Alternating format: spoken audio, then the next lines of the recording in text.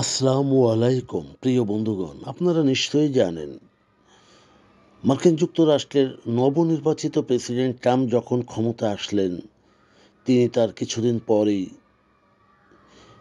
এক বিশাল শুল্ক নীতি আরোপ করলেন, যা এক ধরনের ভূমিধস শুল্ক নীতি, যেটির মূল লক্ষ্য ছিল চীন। আমাদের বাংলায় একটা কথা আছে, যাতে মাতাল তালে ঠিক। ট্রাম্প যখন ক্ষমতা আসলেন, মূলত চায়নার বহুবিধ বাণিজ্য বা পৃথিবীব্যাপী বাণিজ্যের যে প্রাধান্য, তার উপর লক্ষ্য রেখেই এই ভূমিধস শুল্ক নীতি আরোপ করলেন, যার প্রতিক্রিয়ায় পৃথিবীব্যাপী সকল দেশই যারা মার্কিন সংশ্লিষ্ট তাদের উপর কঠোরতম শুল্ক আরোপ করা হলো। না, চীন দমে যায়নি, কারণ চীন জানে গোটা পশ্চিমা বিশ্বে তার মতো সস্তা পণ্য কেউ সরবরাহ করবে না। অর্থাৎ ভয় না পেয়ে পাল্টা শুল্ক আরোপ করল চীন। এখন গোটা মার্কিনীদের কথা ভেবে নীরবে নিভৃতে কণ্ঠস্বর নিম্নগামী করে চীনের সাথে একটি চুক্তিতে উপনীত হওয়ার দিকে এগিয়ে যাচ্ছে মার্কিন যুক্তরাষ্ট্র। তাহলে শুনুন পুরো খবরটি। মার্কিন অর্থমন্ত্রী স্কট বেসেন্ট শুক্রবার বলেছেন যে তিনি বিশ্বাস করেন যে ওয়াশিংটন চীনের সাথে একটি চুক্তি করার সম্ভাবনা তৈরি করেছে এবং তিনি এগিয়ে যাওয়ার পথ সম্পর্কে আশাবাদী। তাহলে কি বুঝলেন?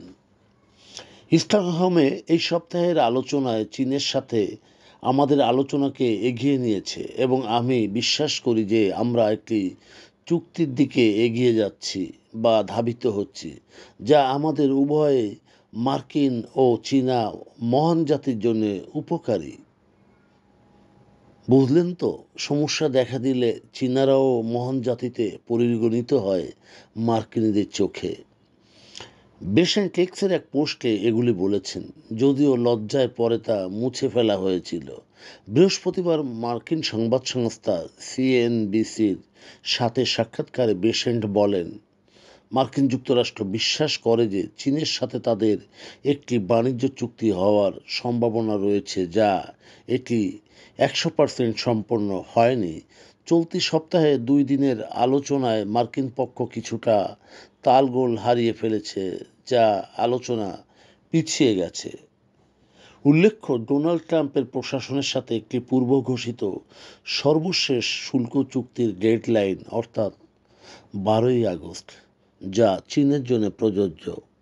প্রিয় বন্ধুগণ, যদি আমাদের এই তথ্য গল্প আপনার ভালো লাগে তাহলে লাইক এবং শেয়ার দিন এবং আজ আমাদের সঙ্গে থাকার জন্যে ধন্যবাদ।